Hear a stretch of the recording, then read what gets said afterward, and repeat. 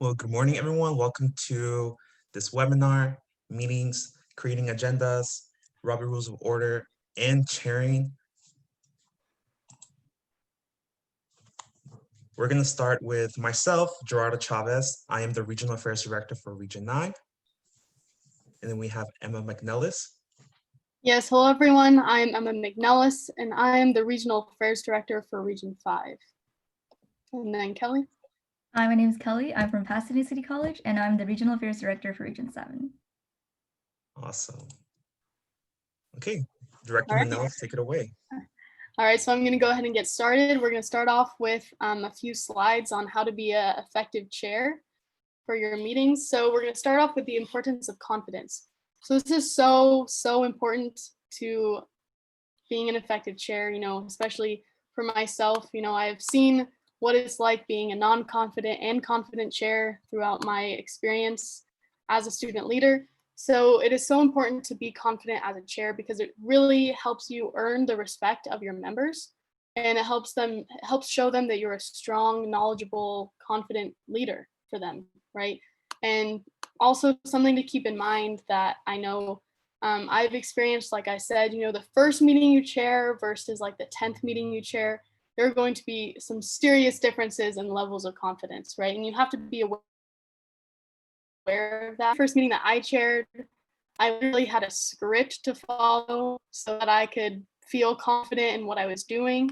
And if that's what you need to feel confident your first meeting, then do it.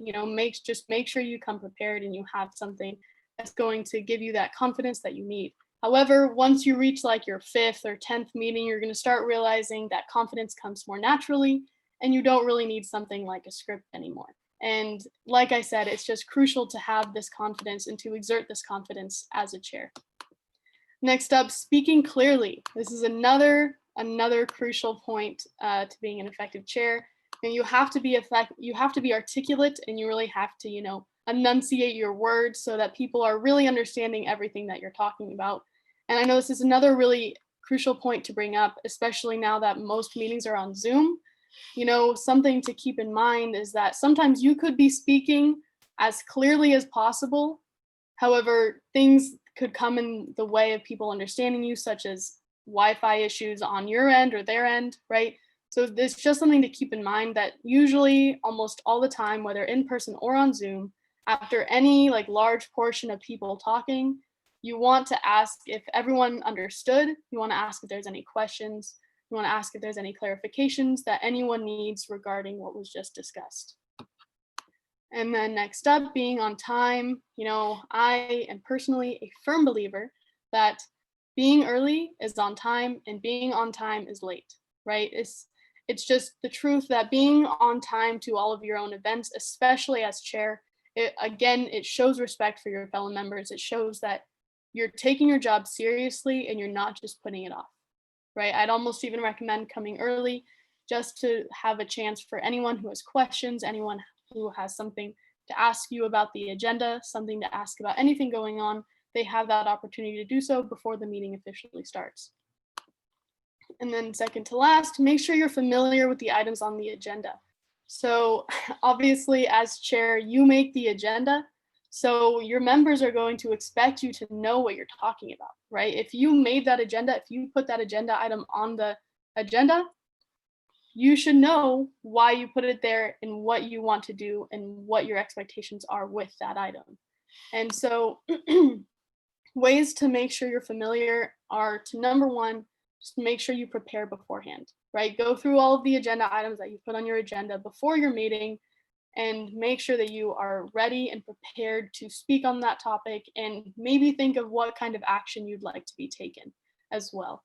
And then another thing to think about, it's entirely possible that you aren't entirely confident on a certain subject or a certain agenda item, and this is okay, right? There are a few ways to resolve this. Number one, you can take the time to talk with someone who is confident on the issue, right? Like maybe something was done in an ad hoc committee that you were not a part of. So maybe you could talk to the chair of that committee and say, hey, what are the most important things that I need to talk about? Ask for some talking points that you should bring up during your meeting. And another way to resolve this is you could invite a guest speaker, right? This is an entirely effective way to keep your meeting interesting, right? So it's not just you talking for 2 hours straight, it's inviting a guest speaker is a very good way to keep it interesting. And also, again, if you're not as confident on a topic, and maybe your guest speaker is much more confident because they were more involved or they have more experience on the subject, something like that, that is a very reasonable reason to invite a guest speaker to your meeting. And then my last note on this point is you also want to make sure that you keep track of time and you're familiar with how much time you allocated for each agenda item on your agenda. Not only each agenda item, but also the meeting in general, right? People set their schedules and their expectations based upon the amount of time that you put for your agenda items and you put for your meeting. So keep in mind, going short is okay, but sometimes going long can put your members at an inconvenience. So just keep this in mind and keep track of time. Maybe have another one of your board members watching the time for you. And then lastly, remember to be impartial. This is a really essential point that I know a lot of times chairs sometimes forget, including myself. I have forgotten multiple times, because you need to keep in mind that you are not a voting member, right? Sometimes chairs are given the ability to break a tie. However, you are only there as a last case scenario to break a tie. You are not there as a voting member. You are not there to explain what your thoughts on the matter are. You are just there to moderate the entire discussion, right? So I will provide you an example. There was one time at my local student government association where I was chairing a meeting for our local Senate, and we were electing a director of student activities. And I happened to be in the interview to interview him for the position. And right before the election, I made a comment and I said, this is our candidate for director of student activities. I had the chance to interview him. He sounds like a great candidate. And that was right before his opening statement. And with that sentence alone, I showed impartiality and I had to hand over the gavel, right? So you have to keep in mind, and if you do want to show some kind of support or endorsement for a candidate, you're going to have to pass the gavel, because as long as you are chair, you cannot be partial. All right, you can go ahead and move on to the next slide. All right, maintaining Robert's rules. So this is essential also for being a good chair, because Robert's rules are in place to ensure that meetings are held effectively. And so in order to do this, obviously you have to be knowledgeable on Robert's Rules of Order, and you have to be able to know when a conflict with the rules is happening. And conveniently, right after my segment, we have a little training on Robert's Rules of Order. So we will go over a few of those rules with you. But again, this goes hand in hand with having confidence as chair, because you have to have the confidence to call people out and, point out when they aren't adhering to the rules. If someone isn't making a motion correctly, make sure that you call them out, and you don't have to do it rudely. You can do it politely and say, I'm sorry, but that's not how the motion needs to be made. This is how the correct motion would look. This is what you would need to say to achieve what your goal is here, right? And sometimes, people might not listen. Sometimes you have to be firm. Sometimes people will continue talking past the time limit that you gave them. And sometimes you will have to be firm, right? And that is your job as chair. Make sure the conversation is going in an organized manner. And so another thing about being firm, you have to make sure that your firmness is consistent with all of your members, right? So don't just be firm with one member, but then let another person get away with something, right? You have to make sure that you're being consistent and you're ensuring Robert's rules no matter who the person is. And then next up, ensure everyone's views are heard. This is essential, right? You have to ensure as chair that no one is dominating the conversation. And this includes yourself. I know that sometimes as chairs, we come into the meeting, we already have an idea of where we want the conversation to go, right? And so sometimes the conversation might not go that way. And so you might try to dominate the conversation to make sure it goes in the way that you want, but you need to make sure that everyone's voices are heard, everyone's views are heard, even if it's not going the direction that you expected it to go, right? So you want all of your members to feel comfortable voicing their opinions. This is our job as student leaders. We want to hear the student voice. So make sure that we hear the student voice. And ways to do this, things to keep in mind is you don't want to let anyone interrupt anybody else, right? You don't want your meeting looking like the presidential debate. That's not what we want. So keep people from interrupting other people when they're speaking. And another note on this is the only time that someone's allowed to interrupt someone is when you are looking to interrupt someone who is speaking for too long, right? You don't want to let anyone speak for too long. And if you notice that someone is speaking for a bit too long at the time, as chair, you have the ability to interrupt them. Only time someone can interrupt them and say something like, thank you for your contribution. You've raised some interesting points. However, I'm going to stop you there for a moment so that we can give other people the chance to comment on this issue, right? Say something like that, polite, but make sure that you don't let anyone speak for too long and dominate the conversation. And also, lastly, you also want to give preference to those who have not spoken before, right? So if Jimmy has already spoken and then Angelica and Jimmy both want to speak again, you would let Angelica go first because she has not yet spoken and Jimmy already has. So again, just give preference to those who have not yet spoken. Next up, Zoom versus in-person chairing. So there are a few differences and precautions to keep in mind when you are chairing over Zoom versus in person, right? So a few differences. Number one, something that I would highly recommend is you should designate a co-host, right? If you are chairing over Zoom, the unfortunate reality is Wi-Fi and technology is not always the most reliable thing in the world. So it's always good to designate a co-host just in case your Wi-Fi crashes or your computer dies, right? And this way there is someone, ideally your vice chair, someone who is there to keep the meeting running, even if you have technology issues, right? And because you don't want there to be a huge waiting period for you to come back into the meeting. You want the meeting to be able to continue to roll smoothly, even if you have to drop out. And continuing on this topic, as a chair, you want to make sure that you have a strong Wi-Fi connection.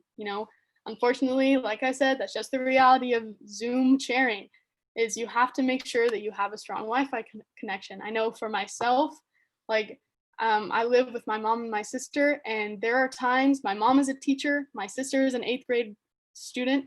So when there are times when literally all three of us are on Zoom, right? And there have been multiple occasions where one of us gets kicked off because the Wi-Fi is getting overloaded, right?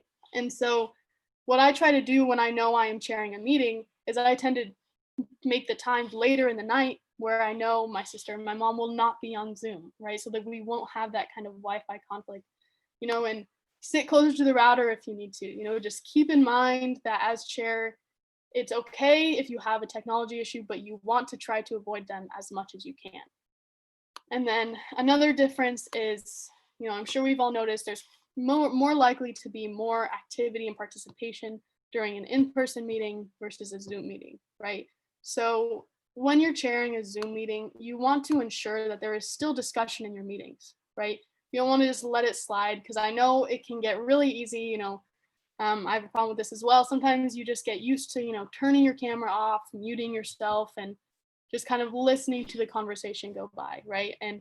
But as a chair, you want to make sure that that doesn't happen. You want to make sure that your members are still engaged and that there is still discussions in your meeting, right? And if you really need to, you can call on people, right? You need to remember that as student leaders, it is our job to voice the wants of the students that we represent, right? So if we are having a discussion on something really important for the students, and for example, for Region 5, let's say one of our colleges wasn't speaking during discussion, it's completely okay for you to say, hey, College of the Sequoias, what do your students think on this matter, right? It's okay to do that kind of call out if you need to. And then a few precautions also to keep in mind for Zoom meetings. One I would bring up is having a waiting room, right? Because obviously when you have an in-person meeting, if someone walks in and sits down at your meeting table as a member of the public, you're aware, right? You see them walk in. But with the Zoom meeting, if you don't have a waiting room, people can just join and you don't really notice, right? You could be so focused on your agenda item, you don't notice that some random person just joined. But keep in mind, our meetings are open to the public. So even if you do have a waiting room and you notice someone who you don't recognize trying to join your meeting, you got to let them in because our meetings are open to the public, right? But it is still nice to have those meeting rooms so you are aware of who you are letting in and you just have that kind of consciousness within you, right? And then another thing I would note is this is a possibility, you don't have to, but something that you could do is you could disable the private chat function when you are in a meeting that you are really trying to get business done. You want people to focus, that is one of those meetings where you could disable the private chat function to prevent your members from having any like side conversations, right? And then this leads us to our last 2 points, forming connections over Zoom. So I think we would all agree, and we've all noticed that it is a lot more difficult to form connections over Zoom than in person. However, I would like to share a few tips that, I have found that would help make this process easier, right? So when you are first meeting someone, turn your camera on, right? Like, don't be afraid to turn your camera on, especially when you're first meeting someone. Like, if you have a big meeting and you don't feel like turning your camera on, like, that's okay. However, when you are first meeting someone, or if you're having a more, intimate conversation with someone, turn your camera on because this can help make the interaction feel more real and legitimate, right? And another way to help form strong connections over Zoom is what leads us to our last point, reaching out to members outside of the meeting, right? This is essential. It's the one good thing about Zoom is that it's a lot easier to have a Zoom meeting than have an in-person meeting, because in-person meetings, like for regional meetings, we sometimes would have to drive 3 or 4 hours to get to the meeting, right? Whereas Zoom meetings, all you have to do is type in the meeting ID and you're good, right? And so use this to your advantage and set up one-on-one meetings with other members that you work with, other people that you work with, whether that's your executives or your other members, right? It just helps to maintain connections, and it keeps you on top of what is going on with those that you work with those that are working with you in your committee or your meeting, right? It's just really helpful, and sometimes things could be going on that you aren't aware of, and it's nice to have those kinds of connections with the one-on-one Zoom meetings when you have them. And so that's going to lead me to the end of my segment, and I will go ahead and pass it on to Director Lee to talk to you guys about Robert's Rules of Order. Hello, everyone. That was really great. Emma from Region 5, that was amazing. Really great points. So continuing off of that, we're just going to kind of segue ourselves into Robert's Rules of Order. And as an introduction, Robert's Rules of Order was established by a guy named Henry Martin Robert. And he really failed at conducting meetings and ensuring that there was order and etiquette within his meetings at a church he was trying to lead. And because of his failures at doing so, he was like, I'm sick of this. I'm going to create a system. And now the system is used across the world in different government systems, and it for these purposes, which is really so that's the story. So the purpose will be Robert's orders. It's to really ensure there is a majority rule, and the majority are the people that are deciding what is going on, right? Because if you are representing your population and you're going to ensure voice is doing the majority wants, and that's the motion that is going to pass. The second important basically is to protect the rights of the minority and of absentees.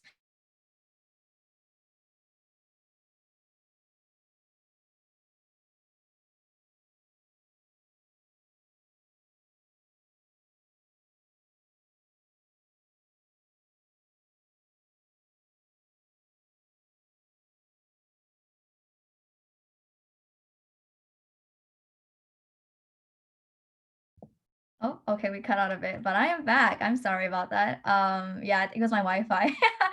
So yeah, be careful of that too. It's been really unstable this past week. Okay, so continue on with what I was saying. So the purpose is yes, first, ensure majority rule. Secondly, to protect the rights of the people that aren't there, and also to protect the rights of the minority, right? So that you do give them an open floor for debate, right? In order to persuade the majority to vote against something that might be harmful towards a minority group. And then thirdly, to provide order, fairness, and decorum, right? And what is decorum? Decorum is really etiquette, right? You want to ensure that these meetings are run smoothly and in an orderly fashion because it is representative of the organization that you are chairing the meeting for. Fourthly, to facilitate the transaction of business and expedite meetings. So it's really important that in these meetings you actually, I don't want to say get work done, but it's essentially you want to get work done, right? The point of meetings isn't just to sit around and talk about what they're eating for Sunday night, right? The point of these meetings is to work on your business items, your action items, and to ensure that votes are passed and that motions are passed so that you can facilitate what you need to facilitate and ensure that you are able to accomplish your goals. And that is really done through Robert's Rules of Orders because you do want to ensure that your assembly votes on things that you are planning to essentially pass. And to expediting meetings is to just ensure that things go by in accordance to the time that you have allotted. So if you say that something's going to take 5 minutes, then it should really only take 5 minutes, right? And then having Robert's Rules of Orders really allows you to abide to your agenda. You have an obligation to do so just to respect the time of everybody there and to ensure that you are trustworthy as a chair so that you're not lying to them saying that like, oh, it's going to be an hour meeting, but it takes 3 hours, right? This will also increase your turnout as well. So they can trust in you that your time is going to be accurate. All right, Emma, next slide. Thank you. All right, so the second slide is really the some of the basics of Robert's Rules of Orders. The first thing is the structure of motions, right? So the structure of motions is really it's in regards to so let's say you want to pass a budget, right? If you want to pass a budget, you're not going to make a motion that just says, oh, we're going to pass a budget because you're not voting on an idea, right? You're not voting on a general, like thing, like, oh, we're going to do this kind of thing. You want your assembly members and you want your delegates or whoever that you're talking to understand exactly what they're voting for. So you have to ensure that each motion that you're creating is specific to the business action that you want to make. And an example of that, going on to the complexity of motions, would be if you want to create an ad hoc committee. For example, an ad hoc committee would be a separate working group within your main committee, let's just say. So you want to create a working group. You want to ensure that you have the position on defining the time, right? Defining who the chair is, defining who the members are, defining any advisory members, and then also a timeline as to when they need to report back. All of these very specific things need to be said in order to ensure that your members know what they're voting for, right? And all of this needs to be written down in the agenda by the secretary so that it can be used as a record in order for people that are not there and also a record for you yourself to look back on later. All right, the third thing is addressing amendments. And this thing I actually have an example for. Amendments gets very complicated because sometimes maybe somebody wants to pass a budget, right? But then somebody sees that there's something wrong with it and they want to maybe change a word or take out a word or add a sentence. How would you go about doing that? All right, so an example would be the main motion is that the tennis league establishes a division open to juniors and seniors enrolled in city high schools. But you're like, no, like that's wrong. Like, I don't want it to sound like that. You want the motion to read that the tennis league established a division open to juniors and seniors enrolled in city and suburban country high schools, right? You want to add the word suburban. So to do this, you would need to ensure that you add, so the correct verbiage as to how you would add this is to, I move to strike out the words junior and, right? In the case that, or I move to include the word suburban country before the word and. So you have to ensure that you specifically state what you want to add or subtract and exactly where it belongs, right? So after you make that motion, then you need a second and then your whole assembly votes on that. And after that amendment is addressed and voted upon, and if it is voted in favor of, then the chair would need to restate the whole motion again. Somebody would need to move that motion and then we would need a second. So to kind of reiterate that, if somebody makes a motion and somebody is unhappy with that motion and wants to make an amendment, you need to make sure that you're motioning for an amendment to the motion and that you specifically state exactly what you want to strike and exactly what you want to add and where it is in that sentence that you want to add or strike. And then that needs to be seconded because every motion needs to be seconded. And then it needs to go to a roll call vote, right? Especially if we're in, and this I will elaborate on later, that we're in COVID-19, right? Everything needs to go through a roll call vote. So after going the roll call vote, the chair restates the amendment, assuming that the amendment has passed. Yes, the amendment to the motion has passed. The chair reads the whole thing again just to make sure that everyone's on the same page and everyone knows exactly what the wording and verbiage is. And then we need a second, and then we need to vote on it by doing a roll call vote.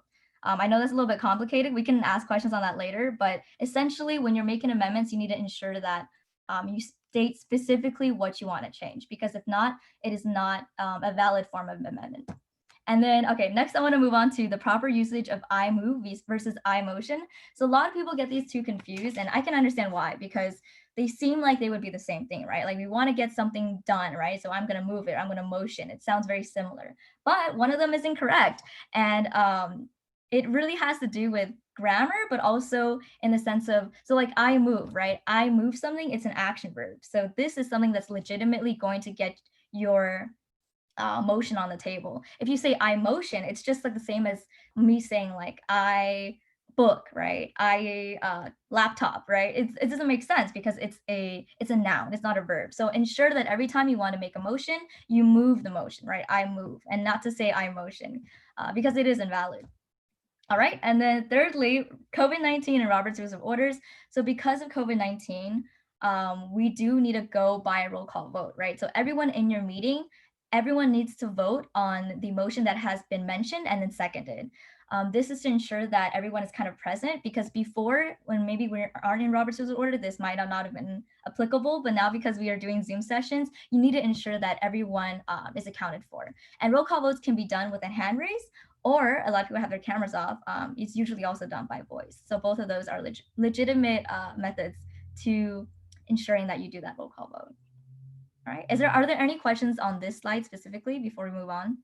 I know that was kind of a lot. Would anyone like me to kind of like go through the motion of making an amendment again? Maybe I could maybe give you guys an example. Chat. Can you guys still hear me? Cutting off. Emma, you can still hear me, right?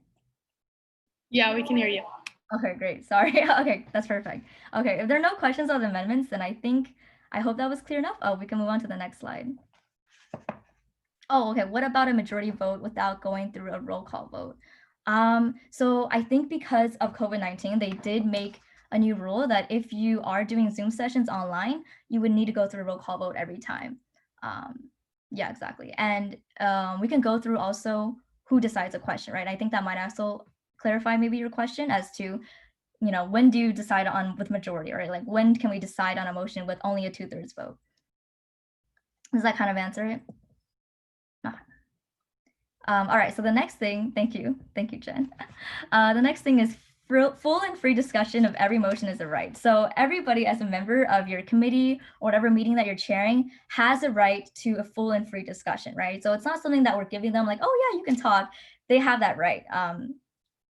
But the problem is that you also need to understand when to kind of cut people off. Obviously, like if you see that the discussion is going too far or debate is going in a direction that it's not supposed to go, you as chair, you have that you have the power and you also have kind of the obligation to ensure that your meeting is running the way that your agenda is written. And I see another question in the chat: are SBAs required to do a roll call vote? Yes, I believe so, because my SBA does so. I'm sure that according to Robert's Rules of Orders during COVID-19, any type of meeting that is abiding by this type of order would need to follow. Exactly, yes. Oh, hello, Ben, because yes, follow Brown Act and Robert's Rules of Orders. Should that be used within a departmental committee meeting? Yes, so if you are following Brown Act and you are under the organizations that need to abide by Brown Act and Robert's Rules of Orders, then it would apply, yes. Okay, and then moving on to the next thing, only one question at a time may be considered. So if you're making a motion, only one motion at a time can be voted upon, right? Because you don't want two things to go on at the same time. You can't really control a meeting when stuff like that happens. So that you need to ensure that if there is a question in place, that only that question is being discussed and voted on.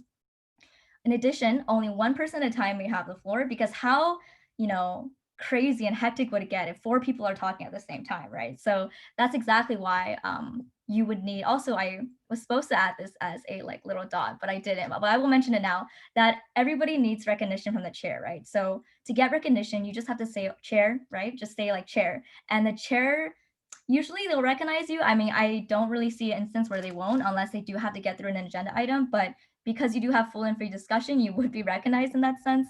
So exactly. So make sure you ask the chair for recognition before you speak.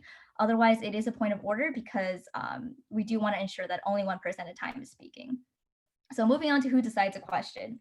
So there is a little bit of confusion, or what is it? So in this case, any item that inhibiting natural rights would only her paget, or if you're trying to, like, maybe we're setting a meeting time, or literally like I think any business.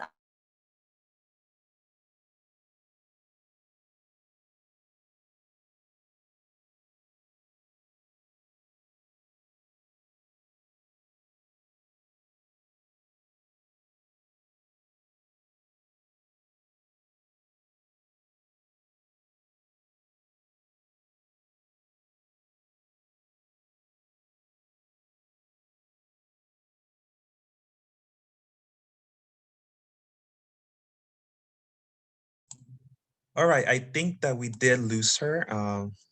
Let's see. Okay, she's back.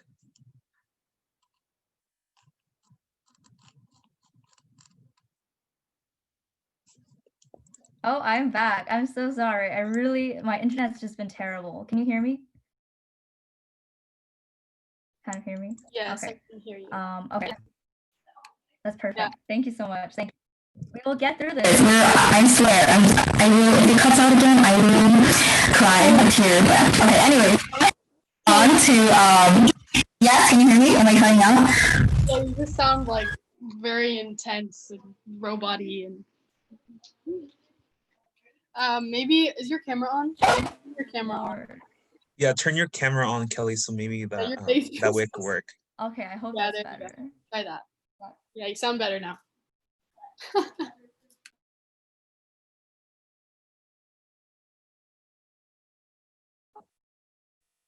Is that better? Maybe? Yeah, that's better. Is that a little better? Yes. Okay, lit. Okay, that's perfect.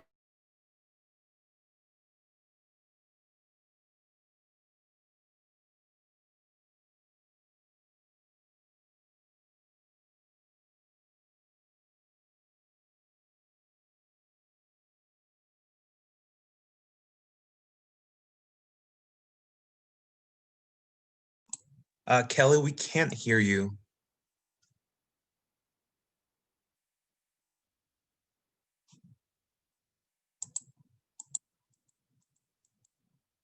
Okay, I think she's still having technical difficulties.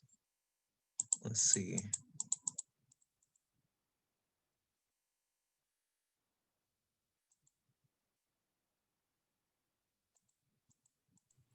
Gerardo, maybe we can move on to your section until she comes back. I think that would be best. Okay. So we're going to take a pause with Robert Rules of Order until Kelly comes in. But in the meantime, we'll be doing creating agendas in minutes. So just like how we see a movie with actors, having a conversation, sometimes we forget that that is a script that they're reading. So whenever we go to meetings, our script is the agenda, because the agenda really does set the structure of the meeting. So today I'm gonna be sharing a few things that we need to keep in mind when we're creating our agenda.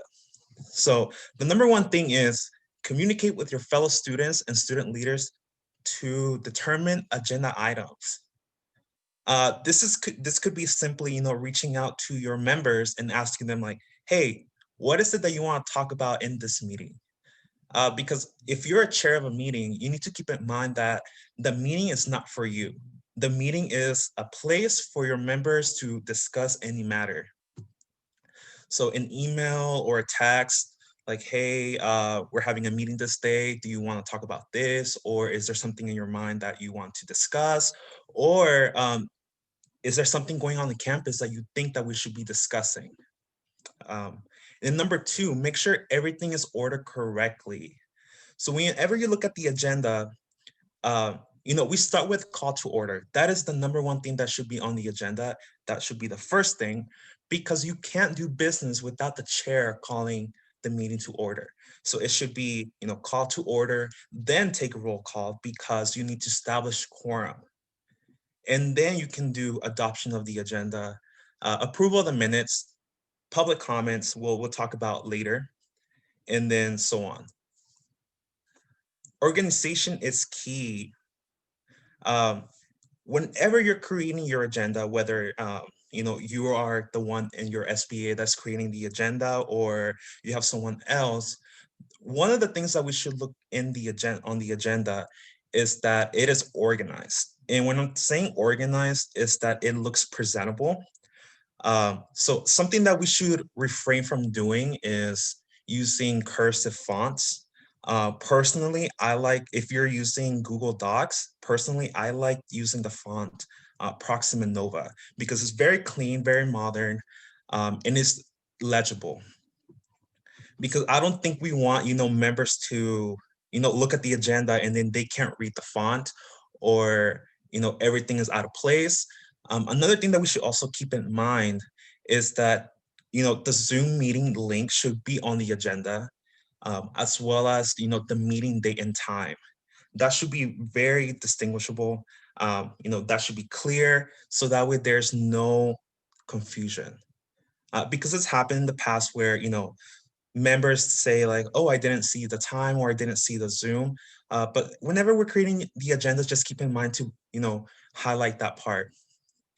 And then including public comment and importance of public comment in the public input. So we know by per Brown Act, members of the public have the right to attend our meetings, whether those members of the public are, just regular, residents or students in your college. They have the right to attend your meeting, and they have a right to give a comment. So always make sure that you have a slot in your agenda, whether that's, at the beginning, at the end, or just in the beginning. So that way, for example, in your student senate, you are voting on, let's say, your budget, your annual budget, and students have a concern about the annual budget. They have the right to address those concerns. They have a right to just walk in and say, like, hey, this is my concern. So just make sure that we have the public comment. And then creating agendas to foster discussion. Like I said before, if you are a chair of the meeting, you have to keep in mind that the meeting is not for you to just talk. The meetings are a place for the members to talk. So creating agenda items that will foster discussion is key. Whether that is, having a roundtable where, your members are able to address anything that is going on, or, yeah, like a roundtable, or how can what else can we put? Yeah, a roundtable is, that is one of the best ways to foster discussion. Also, going back to point number one, communicating with your students and student leaders to determine agenda items. If your student members have a genuine interest in the discussion, they will engage. And the last point is addresses of members. So especially right now, since we're living through the pandemic and everything is done online, someone in the meeting has to publicly post the agenda where the meeting will be taking place. So for example, if the meeting is taking place at your house, you would have to post the agenda on your doorstep or on your window, and then you have to put the address on the agenda, because your house will become a public space for, members of the public to call in. That won't necessarily happen, but that is just procedure.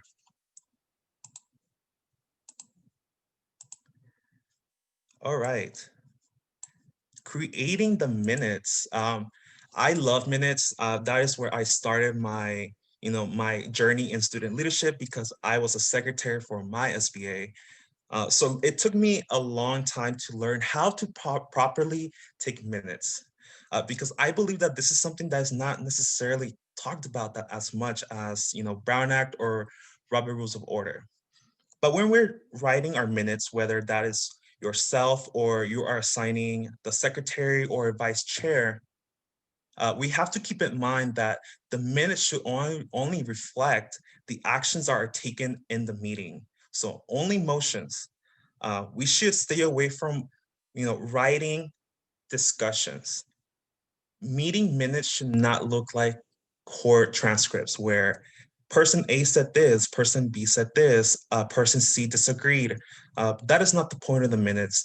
Whenever you're reading the minutes, the one thing that you should, get from walking away from those minutes is what did the people do?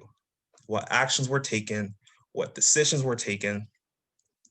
And that goes back to formatting minutes correctly. Your minutes should look, your minutes should look clean, organized.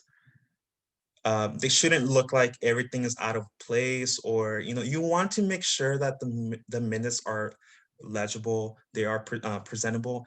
And I will show you an example. So this is the agenda for the Regional Affairs Committee of the SSCCC. As you can see, the address of the chair of this committee is posted right here. Because like I said, that is something that we have to do per Brown Act. As well as you can see very clearly the Zoom link, as well as the meeting agenda. And before we start any business, we have call to order. And whoever took the minutes will write the meeting's call to order at 10 a.m. And of course, we can't forget about roll call. This is something that we do in the SSCCC. We do a chart for attendance because it's easier to know, to read who was present and who was absent in the meeting. And then of course, in the bottom, we have was quorum established. That is very important because you need to know, whoever reads the minutes needs to know that, first of all, this meeting is legal because quorum was met. And as well as who was present or not, adoption of the agenda. As you can see, we have whoever made the motion. So RAD 5 made the motion to adopt the agenda for this date. And of course, it was seconded. That is one of the things that we should be able to include in the minutes. And in regards to the second, you don't need to put the name of the person who seconds. A simple, just seconded or second should suffice. And as you can see, the public comments is right there. And then we have different categories of business. So we have standing items. Standing items are things that they will continue in the agenda throughout the year. So for example, for Regional Affairs Director, for Regional Affairs Committee, you will always see in the agenda, college activation update, and so on. So those are items that will always stay in the agenda. But then we have business. And for when you're titling the item, make sure that it's simple. For example, verification form update, and then make sure that you put a time limit. We want to make sure that whenever we're starting this item, that there's a time limit so you know how much time it will take, and it won't take like, if it says 30 minutes, it won't take an hour. And of course, add a short description. The description should give us an idea of what are we going to hear from this agenda item, as well as are there any action that will be taken? If so, what is? And then we'll go back to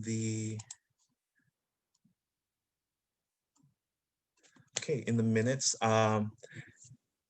Sending minutes out prior to the meeting in order to have a time to review. This is very important because you want your members to approve something that is correct. sending out your minutes perhaps, a week before the meeting occurs, or 72 hours along with the agenda. That would be great. And like I said, roll call vote charts and recording in the minutes in the age of COVID-19, since we do have to take roll call vote for every action in the agenda, roll call vote charts are your best friend. And I believe that is it from my end. I will go back to Kelly. Yes. Okay. Okay, we're back. I'm so sorry about that. Okay, now I'm connected to my hotspot, so hopefully nothing, I won't go MIA again. But that was great, Gerardo. That was amazing. Those tips I use for my agendas, because when I first got into student government, I really didn't know how to create one. So I thought that was so super comprehensive. But yes, and I think if we're on this slide, okay, so it should be, okay, so the next item that I had before I got yanked out of the meeting is that all discussion must be relevant to the immediately pending question, right? So everybody has to be speaking on the topic of the motion that you are making. Anything that's not in direct relation to the topic shouldn't really be allowed, because you do have a pending motion on the floor, and you don't want the discussion to deviate from that. So secondly, nobody should be able to speak a second time until everybody already has spoken. So this also relates back to the natural right thing, that everybody that's a member of your committee or your meeting has the right to have a full and free discussion. And if members kind of take that and abuse that power, you are disenfranchising the rights of those in the meetings that have not yet spoken. So that kind of also relates to the third point, is that no member can speak more than twice to each motion, and that no member can speak more than 10 minutes, because you do want to make sure that your motions pass in a timely manner and that your meeting does end on time. So you need to make sure that you're keeping track of how much time has passed since debate has gone on. I know that a lot of times, for me especially, you kind of lose track of time, because sometimes the debates are pretty impassioned, like, yeah, I want to hear these opinions, right? They're also valid, but we also need to ensure that you can get to the rest of your agenda items. All right, limit or extend a debate. So limit, extend a debate. This is used to reduce or increase the number or length of speeches permitted, or secondly, to require that debate be closed at a specific time. So this requires a 2/3 vote. If you remember back to the slide from earlier, anything that kind of restricts the right of a member requires a 2/3 vote. So it's not a majority vote. You need a 2/3 vote in order to stop debate and discussion, because you are kind of infringing upon the rights of other people to have a full and free discussion. Yeah, but that's all in your power to use. You should be using limiting or extending your debate if you feel like you would like to add more time to that agenda item or that motion, or if you feel like it's exceeding the time limit and that you aren't able to finish all your business items within the allotted time that you gave for yourself. But that's great. Any questions on specifically this part? Okay, so in the chat. Okay. All right. No, I guess not. All right, we can go on to the next slide, which might be the last slide. All right. Yes, this is the last slide. So silence means nay.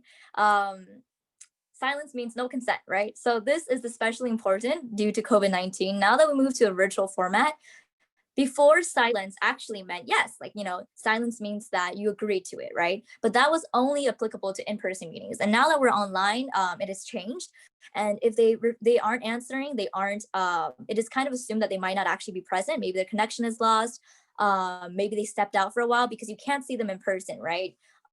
So it wouldn't make sense for silence to mean a yes, right? Because the chances are they're probably not present. So silence means nay all the time. If they don't say anything, don't raise a hand, they don't vote on it, it means no. All right, and then secondly, I know Emma has mentioned this before, the chair should always remain impartial. This is especially important because your job as a chair is to be a non-voting member, right? You're supposed to guide the discussion, and you're supposed to be the one that's controlling your crowd, but not necessarily have an opinion on it, right? And this is important to remember because they are trusting you, they're giving that authority to you, and they're giving you that trust that you will be non-biased, right? And you want to uphold that authority, you want to uphold that trust, and you want to be authentic and transparent. So that's especially important, as Emma said, to be impartial. And then let's also move on to maybe like a few terms that you might have heard before, such as postpone definitely.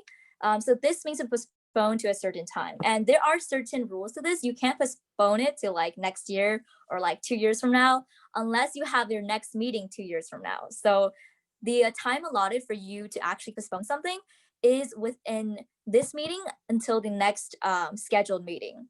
So you could postpone it maybe towards the end of the meeting, maybe after agenda item 5, you can postpone it to the next meeting, but you cannot postpone it any other time after your next meeting. This is to kind of ensure that you aren't putting something off indefinitely, right? Because that just mean that you're kind of just putting it off and procrastinating for an infinite number of time, right? So that's the reason for why it's there. Secondly, call for the orders of the day. This is to make sure that you are adhering to your agenda. So this happens when, of course, maybe the crowds get a little rowdy, maybe, discussion is going on for too long. This is to make sure that you are staying on track as listed in your itemized agenda, and that you are, adhering to the time that you've allotted, right? This is also very importantly, this is an important note. If you have a scheduled speaker that needs to come on, say you have somebody scheduled at 1 o'clock, right? Then you would have to call for the orders of the day to ensure that that speaker is giving that time to actually speak. Because if you're saying a speaker comes at 1 and that time is certain and it's like 1:05 and they haven't spoken yet, obviously the speaker is going to be like, what the heck, I came here at 1 thinking that I would be able to present. And now, you're wasting my time. And also it would be inaccurate to your agenda if you have a time certain item. So call for the orders of the day is to ensure that you're following the agenda, and especially important if you have a guest speaker that has a time certain presentation that they must speak on. Okay, second to last, recess. So a recess doesn't mean that the meeting has ended. The recess just calls to ensure that maybe you need a break, right? So you can make a motion to make a recess, right? Say like we want 10 minutes to go to the restroom, we want 15 minutes to eat. It's basically intermission, but doesn't mean the meeting has ended. The meeting and the agenda, everything is still relevant, I guess. So nothing has ended, it's just a intermission. Lastly, adjournment. So adjournment is very important because after every meeting, when you're at the end, you need to adjourn it. Because if you don't adjourn it, that means the meeting has gone on forever, right? It's gone on forever. So if you have meetings that you haven't adjourned in the past, it's still going on right now. So you need to make sure that if you're finished with everything on your list, everything on your agenda, you need to adjourn your meeting. This is done through a motion, a second, and also a roll call vote. As I mentioned before, during COVID-19, with our distance technology and this kind of meeting format, everything needs to be done through a roll call vote. Yes. And I think that's it for me. Is there anything specifically on this part or anything else about Robert's Rules of Orders that you have questions about?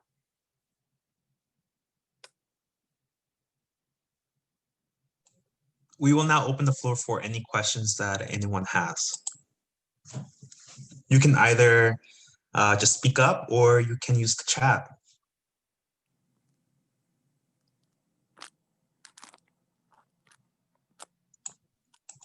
Chair?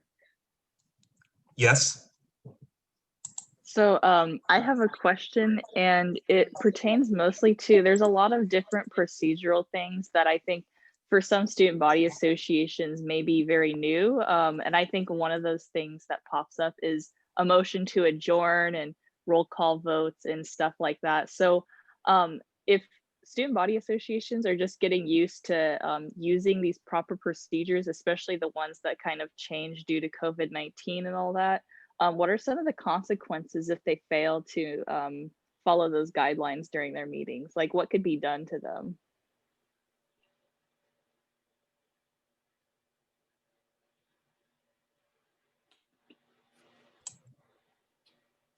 Kelly, did you want to answer that? So what's some of the consequences? So obviously, like if you're not following Brown Act, and part of like Brown Act is, Robert's Rules of Orders. If you're not following your procedures,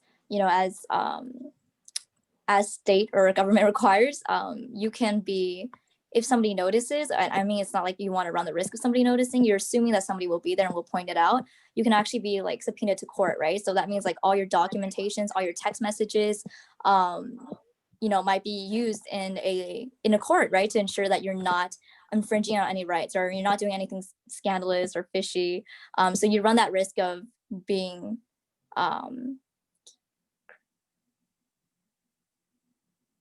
cure and correct letter. Ben, if you want to elaborate on that. Hi everybody. So yeah, cure and correct letter is one of the most common ways that that a violation of Brown Act will be in literally in its title, cure and corrected. So typically cure and correct letters, what they do is, so let's say Emma won't do this, so I'll use Emma for an example. Let's say Emma at her SGA meeting is like, okay, guys, there's $5,000 that we want to spend on pizzas. Great, no discussion, no objection, it's passed. And it's over Zoom. And if it reflects it in the minutes that there was no roll call vote taken, and someone sees that, they could very easily send a cure and correct letter to the Bakersfield College SGA saying, if you do not fix this within 30 days, if you do not go in and fix it, nullify the vote and take a new vote with a full roll call vote, there will be further legal consequences. There's specific sections in Brown Act where you could be fined, but the cure and correct letter, it'll go into more litigation. So yes, you do have that option. And then like Kelly said, you could get a CPRA, California Public Records Act, which basically it entitles the person requesting the CPRA to everything regarding that topic. And that's one of the reasons that group threads is not really allowed, is because that group thread is subject to a CPRA. And I don't know about you, but I don't want anything of mine being broadcasted to the public. So yeah, that's that. Exactly. Another reason why you shouldn't have group chats if it's if you're meeting quorum, right? Because in that case, you don't want that to be publicly displayed. Yeah, thank you for your question. And go ahead, Brad 5. I was just gonna say, just on this note, another thing that we as directors, we have noticed that a lot of SBAs do break quite often is the Brown Act requirement that all meetings must be available and open to the public, right? So if you are holding a SBA meeting, no matter when it is, no matter what time, you have to have it posted on your website or somewhere that is available to any member of the public, whether that's your grandma, your uncle, or the random Joe across the street. Anyone has to be able to find the information for your meeting. That could be including the meeting ID, the meeting password if it's there, the time and location of your meeting. All of that has to be posted somewhere where the public is able to access it, right? And so as directors, we have noticed that a lot of SBAs don't do this. And so it's just something to keep in mind, for all those that are here. Double check that your SBA is doing this and make sure that all your meetings are open to the public, and make sure that they are following that area of Brown Act, because otherwise all the consequences that we just listed, those could happen to you.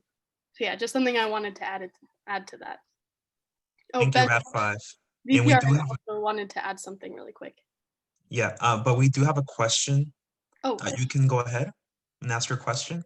Hello everyone, I'm Kenneth. I got a question about the rules about chair. Is there any rules that says that we need to have at least 2 chair people or just 1, or depending on the college rules? So your question was, are there any rules regarding having 1 or 2 chairs? Is that what you asked? Yes. Okay, so to answer that question, that is completely dependent on what college you go to and your own college's bylaws specifically. I know most of the time there's technically only 1 chair, right? Most of the time there is only 1 chair, except you have to keep in mind that all colleges are different in this way. I know that my college, Bakersfield College, we do have 1 committee that is chaired by 2 people, right? The Legislative Affairs Director and the Legislative Affairs Manager, right? So that kind of is more dependent on the college itself, but usually the answer to that question you would find in your own college's bylaws. So that is where you would find the answer to that. But again, most of the time there is only 1 chair, but that is not always the case. The reason why I ask is because it's like sometimes it's too much of a load for 1 person, and 1 person already has so much responsibility, and it's like get another one and then somebody loses file on the other one. It's like someone should not take over, but like split it up, the responsibility, or like, yeah. So just have a second person integrity, so stuff like that. Yeah, I completely hear you. And, I'm sure all of us chairs who are there, we've experienced, the kind of the load that can be put on you as a chair to fulfill all of the duties required of you, right? So it can be kind of overwhelming sometimes. So you have to be aware that as chair, I mentioned this in my portion a little bit, when you have like, I will provide my own example right here. Like my last regional fair, or excuse me, delegate assembly meeting was like 2.5 nearing 3 hours long, right? And so if I had just put it on myself to speak for a straight 3 hours on all of the agenda items, my voice would have been dead. I would have been tired and it wouldn't have been an effective meeting, right? You kind of want to put in some variation to make sure that, people hear other voices as well. So something that I did for that meeting is I had my fellow executive members present on other agenda items just to put in a little, I guess, what's the word? Like just other voices into the meeting, right? And have other people responsible for things, as chair, you can delegate those kinds of tasks, right? I know a lot of committees, a lot of departments have vice chairs, right? And if you have a vice chair, work with them, make sure that they work with you and delegate tasks to them, delegate tasks to those who are working with you. And so that's something that I would say on that, because as chair, you are able to do those kinds of things. Thank you for that. And we do have another comment. You can go ahead. Hello, everyone. Happy Friday. I'm the new campus senator at my school, which is Coastline Community College in Newport Beach. And this is my first role in a student government body, which I'm really thrilled about. And it seems like you all, those who have spoken today and throughout this past week, the conference, seems like you guys are really up to date with Robert's rules, which is fantastic. I have purchased the book, but I'm taking it bit by bit because of my full-time workload and everything else. What tips do you have for someone like me, and maybe perhaps some of our participants today, with how to kind of perfect the Robert's rules? I know, just like with anything, the more you practice, the more you get better. It's like riding a bike, I could imagine. But I'm sure we can all agree that we do take our roles seriously. And so we want to make sure that we are attempting to do things the right way. So what tips do you have for all of us? I can answer that, or we can tag team, Emma.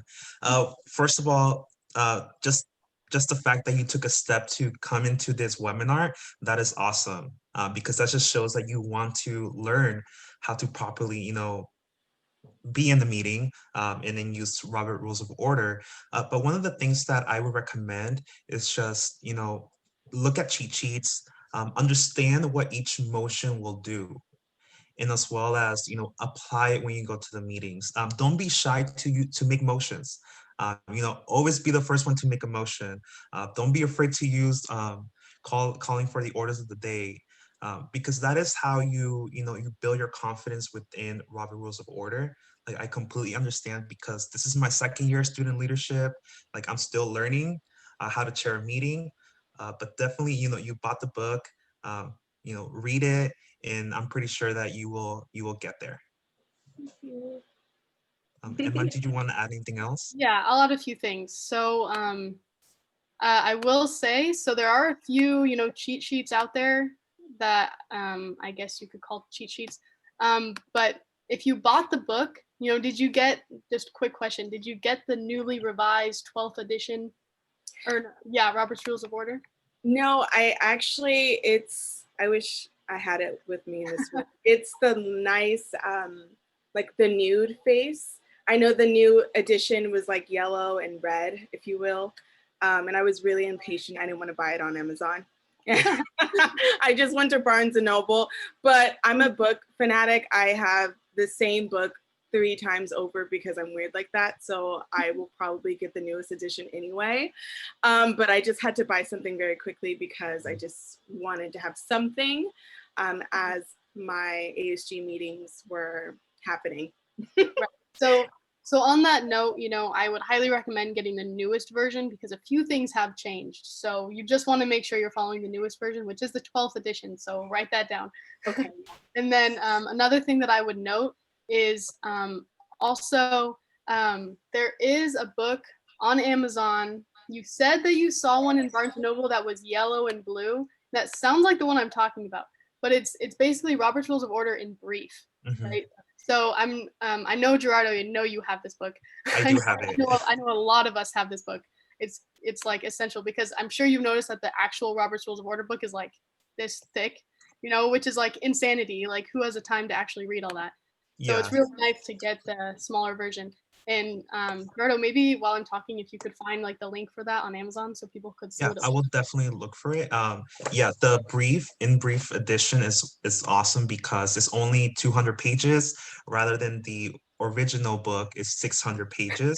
This one just, yeah. Thank Yeah. you, Ben. Yes, thank you, Ben. That one. Yeah, a lot of us rats, we bought this book because it really does target student representation.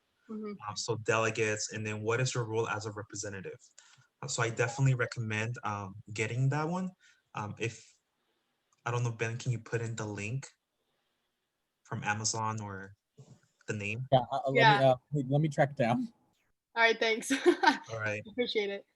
So yeah, I highly recommend getting that book. It's really, really helpful and to the point. And it also talks about Zoom meetings, right? Which is really prevalent now, obviously. And I believe it's like $5 to $8. It's like not very expensive either.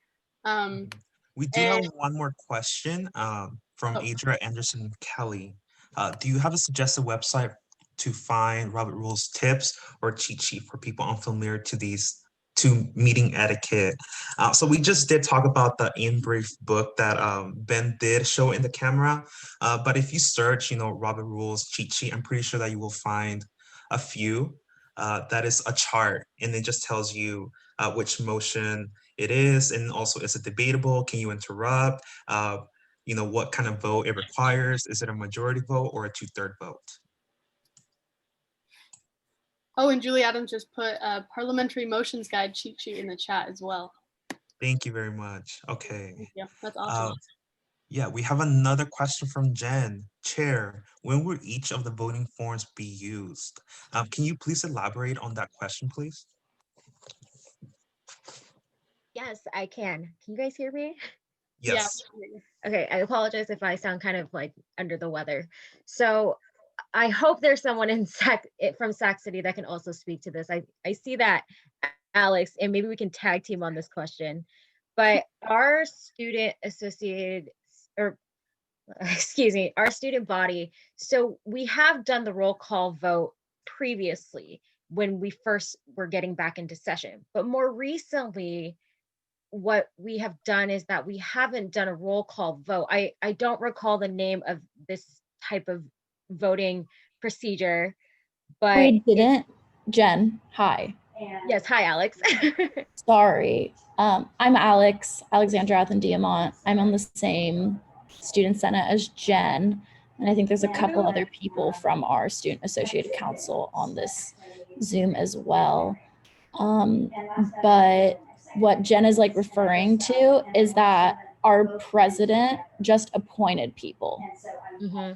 So like we didn't even do a voting process. We were told that the president can just appoint people who want to be a member of the Senate if they've met their meeting requirements to the position that they wish to become. I also recall there being that if there were no objections and if something about majority, and oh my gosh, I'm going to get in so much trouble because I can't recall for the life of me. If there were no objections, then the motion was passed through or something like that. Alex, help me out here. Yeah, it was basically like that. We voted on very kind of few, like the first meeting, we voted on a couple items, but then everything else has just been like approved by the president, and we haven't voted on anything. We haven't gone through a roll call vote. Like meetings have met quorum, so it can be just appointed if nobody objects, which like kind of puts people in an awkward board position if you have like questions or objections. Like last year, we had kind of like a question process before people were voted on, and then people were actually voted on, not just directly appointed to a position. And it's interesting to say the least. Also, to add on to that, we have a parliamentarian sitting in our meetings, and he was the one who advised our president to go ahead and do that process, which struck me as odd. Okay, so what I'm hearing from your question is two different things that are going on. The first one being that like senators are being appointed but not actually voted on. And then number two, that motions are not having a roll call vote. The chair is just saying if there are no objections, the motion is passed. Am I correct on that? Yes. Yes. Okay. Okay. That's like as accurate as you could probably say it. Okay. All right. So to address the first question on people being appointed instead of being elected on, this is only allowed if your bylaws specifically say that is allowed. For example, at my college, the president's cabinet is just appointed, but senators are voted on, right? That's in our bylaws. So that's something that, again, you're gonna have to check your bylaws and find the exact wording on how that works. And that is where you'll find your answer. And if it says that senators are voted on, like it works in my college, and as far as I'm concerned, most colleges, senators are voted in. If that is the case, then you can bring that to your parliamentarian. Hopefully he listens because it says it right there in your bylaws, and call them out for it because that's technically not allowed according to your bylaws, right? And then, Gerado, did you have anything to add to that? You said it all. Okay. Awesome. Yeah. And then the second question was, your chair was saying if there are no objections, the motion passes. So for this, that is allowed in-person meetings. Like that's how I used to pass motions at my SBA when we had in-person meetings. We'd have a motion on the table, it would be seconded, we'd have discussion, and then I'd say, okay, if there are no objections, the motion's passed. And as far as I believe, that is okay in in-person meetings. However, because we are now on Zoom, that is not okay. As Gerardo and Kelly both mentioned earlier, each motion, each action item has to have a roll call vote on it. And then, yeah, so Gerardo and VPRA, if you had anything to add to my answers, go for it. I have nothing else to add. I have one very small thing. Emma, you did a great job. You parrot everything that Emma said. But yeah, no, you are subject to Brown Act, and so through Brown Act, you are also subject to Governor Newsom's executive orders. So, and what those say is that you need a full roll call vote. And even though it might take more time, and I'm sure everyone on the line would love, and myself included, to just kind of say no objections, motion passes. Because that's easier instead of going down the line, copying a table, pasting a table, and stuff along those lines. But it allows greater transparency in the era that there is no public meeting space. And like Emma said, that comes in where in person, yes, that is very much allowed. You can fully go, are there any objections? Hearing none and seeing none, motion passes, motion carries. But it just, also, if your parliamentarian is not calling that out, I don't want to say get a new parliamentarian because that's really mean, but maybe, just kind of like, hey, like, why did you suggest this? Or, ask them questions or something like that. Like, yes, it's very hard to speak out against, your president or against a motion. It's very easy to go with the crowd. I fully understand that. But keeping an organization such as an SBA as healthy as this, in the sense of they need to be called out when they're doing something wrong, is one of the top duties of a student leader in their SBA, is making sure the health and growth of the organization. Like Emma said in the chat, don't be afraid to speak up for what is right. What's the worst they can do? Say no? You're an elected senator. The worst they could do is literally say no, which to that, then, you could have some discussion. But, it is your duty to stand up for what is right. as a student leader. You know, you are elected on behalf of your students. So read your bylaws, make sure that your organization is following your bylaws. And yeah, that's all I have to say. I'm sorry, I go on long tangents. Thank you very much for your clarification, Ben. And I just want to thank everyone on the line for coming to this webinar. If you have any more questions about Brown Act, today at 3 p.m. we're going to have a Brown Act webinar. I hope to see you there. But thank you for coming, and I hope that it was very informational for you. Thank you.